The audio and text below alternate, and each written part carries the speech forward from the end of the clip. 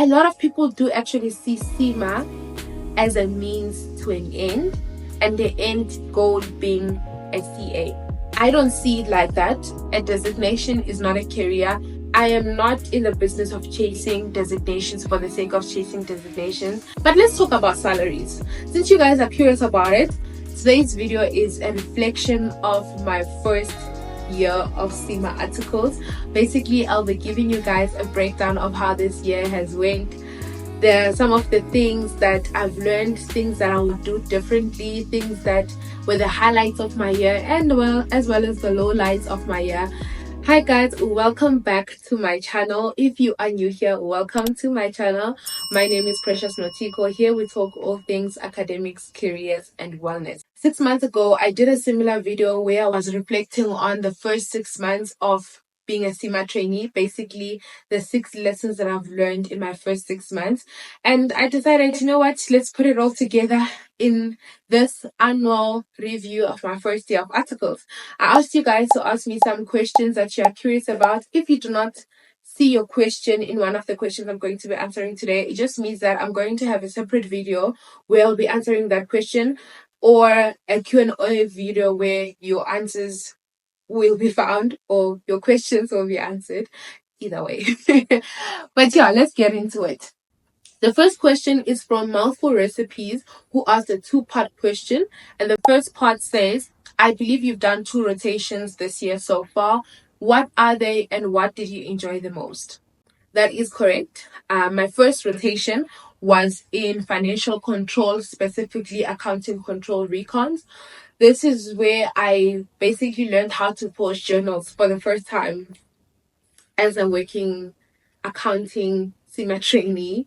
And I learned how to post journals. I learned what it means for your numbers to land on the GL, and when your numbers are not coming through correctly and all those things. Basically, I was a rotational reconciler, and I was looking after business bank, wealth, as well as investment clusters, and I was performing monthly journals postings as well as records for these clusters that I've mentioned.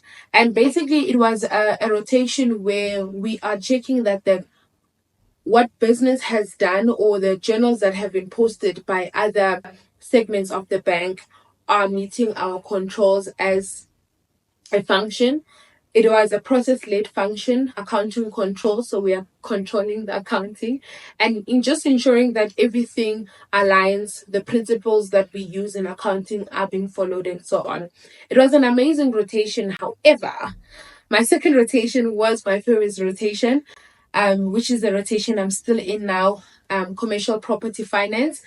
This is where we basically buy, develop, and sell commercial properties, and we also hold investments in unlisted equities. It is an amazing rotation. I think what I enjoy the most about this rotation is that I get to interact with a lot of different people. I get to interact with group tax, I got to interact with VAT, the front office guys who actually do the deals, and it's just a lot of stakeholders that are varied. I like that it is so close to business, like the actual business that is being done in the real world. And I really do feel that accounting control makes a lot more sense now because of my current rotation. The second part of the question says, are you on the same kind of program as CASA trainees? Yes, I am in a program called Accounting Training Program, and this program is for both CASA as well as CGMA trainees, and our rotations are basically the same in a way. Okay, let me explain it like this. Your rotation is not determined by your professional body. So as a CIMA trainee, I can go to the same rotation as someone who is a CASA trainee. The only difference is, though, CASA trainees do need internal audit competencies for their APC as well as just their competencies, so they do have a mandatory internal audit rotation while we do not. However, even as, like, let's say you take 2 individuals who are both CIMA trainees, they won't have the same rotations. that many different teams and no two trainees would have the same rotations. So the rotation depends on a lot of different factors, but your professional body, I believe, does not really play a role in the rotation that you get. In terms of our exposure, we are exposed the same way, and there isn't any, lack of a better word, discrimination when it comes to who gets what rotation. Is the salary equivalent to CIMA trainees in the same company? Yes, the salary is equivalent. Speaking of salaries, I've been asked a question where Spiso Temba asked, please advise on CIMA first year training contract salaries on average without experience, so that no one can tell you. So one can tell if they're being offered a market related salary or being taken advantage of. You know, this question is a bit tricky. And I know that as a student, it's quite frustrating that people who are working are always tiptoeing around the topic of salaries. But let's talk about salaries. Since you guys are curious about it, I'll give you guys ranges that are really on average ranges from what I know based on the companies that I applied at and was offered like a CIMA trainee job, and based on just some of the general things that are out there. I will not obviously disclose my salary, but I'll give you guys averages because I like you guys. A CIMA trainee doing your first year of articles in academia, you should expect between 16 to 18k gross. And then if you are going to go to a small accounting firm, you can expect anything between 10 to 15k gross. And then if you go to a bigger accounting firm or an audit firm, you can expect between 15 and 20k. And then if you're going to go to the banking industry, you can expect anything between, let's say, like 22 to 30k. I know that these are ranges, and I'm so sorry that I can only give you ranges, but I think that gives you a good idea. So this is a second segment of the questions where I'll be reflecting on the things that I wish I knew starting out, some of my lowlights as well as my highlights. So I'll comment the questions from, the first one is from Vanessa, who says, what do you know? What do you know now that you wish you'd known when you started? Don't be asked, if you could learn a skill prior to starting your articles, what would it be? And then Taviso asked, are there things you wish you had done differently? That Don't be also asked, are there any bad moments and what were the lessons? If there was something I wish I could do differently, or what I wish I had known starting out, is to trust myself a lot more.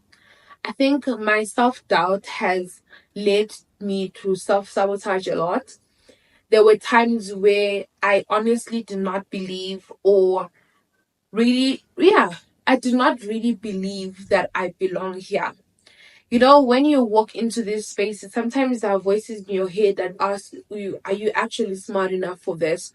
You couldn't figure it out because you're not really cut out for this. Or someone else could have figured it out a lot sooner. Why are you taking so long? They'll probably think you're lazy. They'll probably think you're stupid if you ask that question. Why would you even think that? Or any of these kind of voices or just noise in my head. I wish I had silenced those voices a lot sooner, or at least confronted them for their lies and tell myself that, you know what, I belong here. I am here because I am qualified. One, I'm here because God placed me here and His grace is sufficient to keep me here. And thirdly, just to say that I am here to learn, because I think the pressure that I put on myself to figure it out the first time, to have it all figured out, made me not ask the relevant questions, because I put so much pressure on myself that I should know this, I should figure it out, I shouldn't ask anyone. But I'm a trainee. I'm supposed to ask. Like, if there's ever a license to ask anything, this is it. Being a trainee means ask, ask, ask. And I think I wish I had done a lot more of that. And then what I wish I would have done differently, like I said, ask more questions, believe in myself more, trust my instincts. Sometimes there will be times where someone is I would think of a question, but then I would think to myself, pray, like everyone knows the answer to that. And then you find someone who is a bit senior in the team asking the very same question, or the other way around, where someone asks a question and I know the answer to it, but because I'm doubting myself, I don't answer. So I think I would speak up a lot more. Were there any bad moments? For me, the worst moment was when my anxiety was on full force. You know what it was? Actually reflected on this with my training officer a week ago. We spoke about it, and so in my current rotation, the person who was doing this job before me is a qualified CA, right?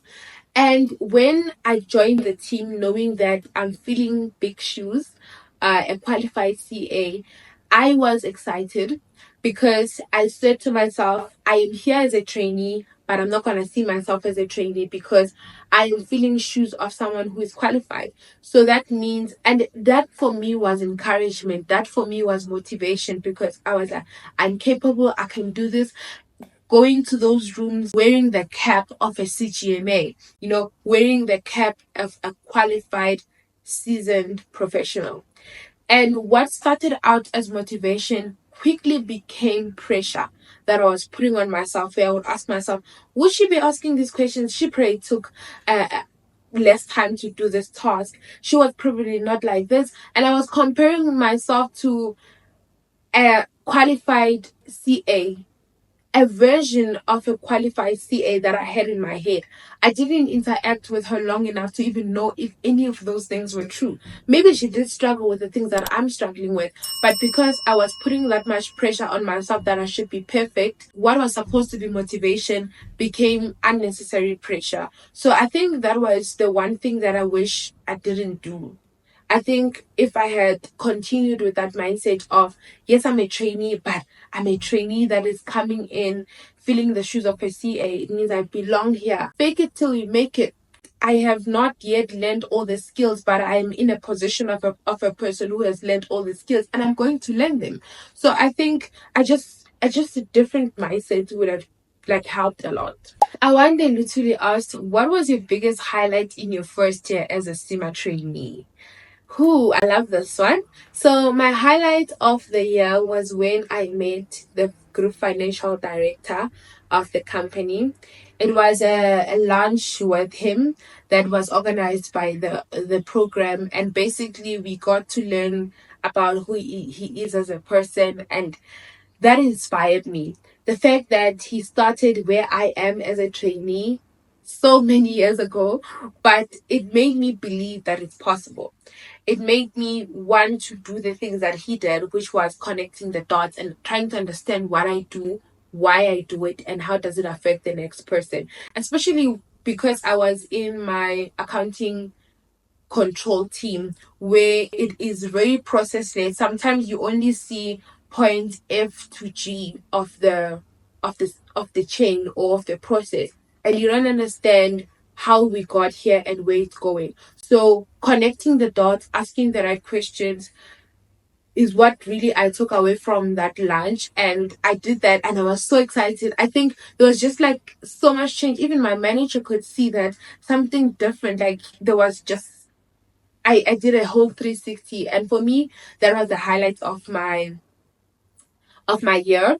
And then Cape Town, oh my goodness, I enjoyed Cape Town. I really enjoyed that trip. It was my first time on a flight. It was my first time in Cape Town. It was my first boat cruise. It was such an amazing experience, and I'm so grateful for that. So Tabiso also asked, with regards to the E3 test you completed, did any of your postgraduate notes become helpful, or do you solely use the material your tuition provider issued, including the study text? In postgrad, I was studying to answer long form questions, while in E3, I was studying to answer OTQs, objective test questions, which are short form questions. And I think my knowledge of E3 definitely helped, that I got from postgrad, but not the notes. I didn't use any of the notes, but my knowledge of the content definitely helped. I think it helped a little more than the actual material from the tuition provider. I think the material from the tuition provider was a refresher of the things that I already knew from postgrad. So postgrad played, I would say, maybe a 60% role into me passing, and then the other 40 was preparation from my tuition provider. I also want to reflect on my YouTube channel and some of the milestones that we've hit together. So, on an analytics basis, this year from the 1st of January to date, we have gained 1,859 new subscribers. That is mind blowing to me. I remember I started this channel on the 11th. I think I posted my first video on the 11th of May 2023. Welcome to my very first YouTube video. I am so excited to finally be sitting down and making this video. I've been wanting to have a YouTube channel for the longest time, and I'm so glad that I finally sat down to just record the first video. By the end of that year, or by the end of last year, I was sitting at 1,000 subscribers, and then now we are sitting on about 2,871 subscribers. It is mind-blowing to me that we are almost at 3,000 subscribers, and I cannot thank you guys enough for that. We reached 50 uploads for the channel, so this will be the 51st video of the channel, which is crazy things. And we also got monetized in April of this year, which was like such an amazing feeling, because for me it's not even about the money, because I didn't start this channel for the money. By the way, if you're starting a YouTube channel for the money, maybe you need more motivations, because it's not that much. But it was very validating that my hard work actually pays off.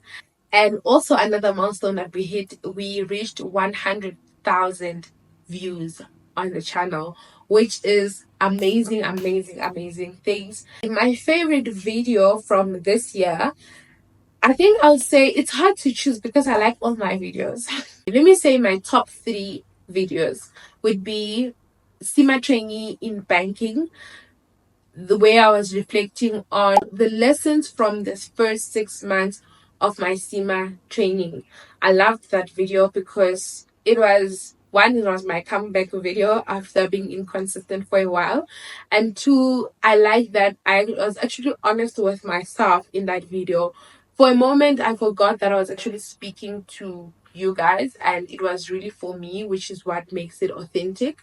And then my second favorite video, or my other second, my second video that is my favorite, is the E3 exam results, just because it is a beautiful blend of CIMA, careers, academics, and wellness in the same video, which is what this channel is about. So I like that I took you guys to the gym and also showed you some of the stresses that I was dealing with and anxiety, and opened up about that while studying and preparing for my exam, and everything just turned out so well. So that would be my favorite video as well. And then the third video that is my favorite is a few days in the life of a CIMA trainee. I recorded this video before this one, so if you guys haven't checked it out, please do check it out. Other than your current workplace, which other companies did you apply or consider applying during your honors? I applied at many different companies. I think I actually had a list of all the companies. Like, I had a checklist where I would apply, write the dates that I applied, write the status of the application, and there's a lot of them. I considered accounting firms, I considered other banks, I considered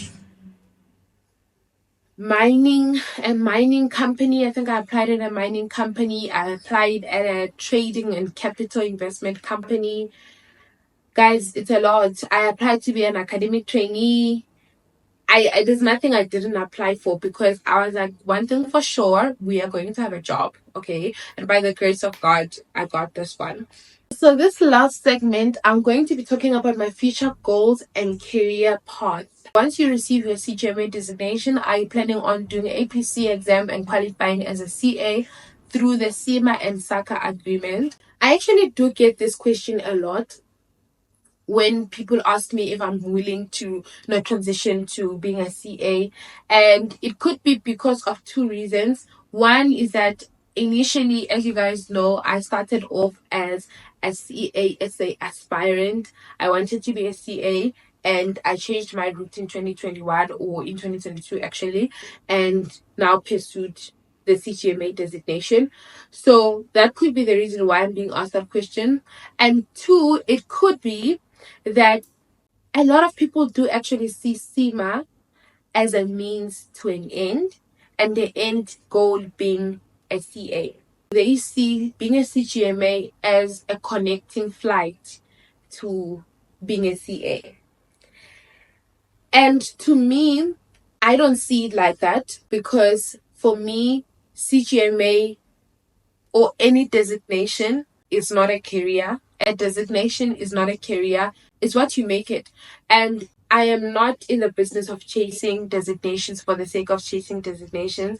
I want to build my career, and if that designation is going to help me to do that, if that it is a tool that is going to aid me to do that, then by all means. But if it is just a matter of because I want to also have that designation next to my name, then I don't think that is an educated course of action, in my opinion, in my humble opinion. CIMA is not a means to an end, where the end is being a CA. I will answer that question in 2026, because I want 2026 Precious to answer that question. I believe she'll be more equipped than I am. I believe that she will know what's best for Precious better than I do. And I think she will have matured in her career to know if that is actually going to be beneficial. She's going to weigh the pros and cons and just decide if she wants to do an MBA or a CFA or APC or all of them. And I really want to leave that question over to my future self, basically, to answer that question. 2025 is going to be an amazing year, and I'm really, really excited. I'm excited to see my growth. I will be a second year now. So Siakula guys, I'll be a second year trainee. So I'm really excited about that. I'm excited about my next rotation, which is starting soon. And I'm also very excited to be a part of the social committee. I signed up to be a part of the social committee in my program. So I'm excited about that. I'm also excited to do a lot more things that are CIMA related. It is in my plans for the year. You guys will see it as it unfolds. But I think I haven't been at the forefront as much as I want to be. This is only the beginning. Yo guys, if you could see my vision board of how far I want to take my content, how far I want to take my passion for CIMA, it is fair, fair, fair, fair. So stay tuned for that. I hope you guys have wonderful holidays. I will see you guys in 2025. I'm not doing this again. This is the last take. Hi guys.